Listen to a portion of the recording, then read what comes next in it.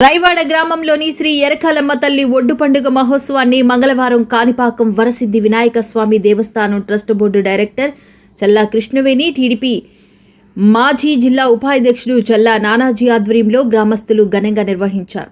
ఈ సందర్భంగా భక్తులు అమ్మవారికి పసుపు కుంకుమలు సమర్పించి ప్రత్యేక పూజలు నిర్వహించి మొక్కులు చెల్లించుకున్నారు. అనంతరం రైవాడ కాలనీ నుంచి ఆలయం వరకు సాంప్రదాయబద్ధంగా భారీ ఊరేగింపును నిర్వహించారు. డప్పుల మోతలు, తీన్మార్ వాయిద్యాల నడుమ గ్రామమంతా ఆధ్యాత్మిక వాతావరణం నెలకొంది.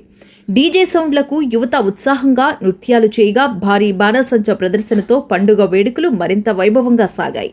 ఈ సందర్భంగా చల్లా నానాజీ మాట్లాడుతూ అమ్మవారి ఆశీస్సులతో గ్రామ ప్రజలంతా సుఖ సంతోషాలతో సుభిక్షంగా జీవించాలని, పంటలు సమృద్ధిగా పండాలని, ప్రతి కుటుంబంలో శాంతి ఐశ్వర్యాలు వెల్లివిరియాలని ఆకాంక్షించారు.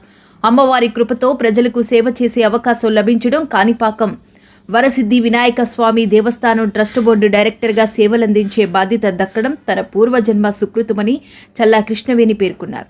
ఈ వేడుకల్లో లెక్చరర్ చల్లా శ్రీనివాస్తో పాటు గ్రామ పెద్దలు, మహిళలు, యువత, భక్తులు పెద్ద సంఖ్యలో పాల్గొని అమ్మవారిని దర్శించుకుని ప్రత్యేక పూజలు నిర్వహించారు.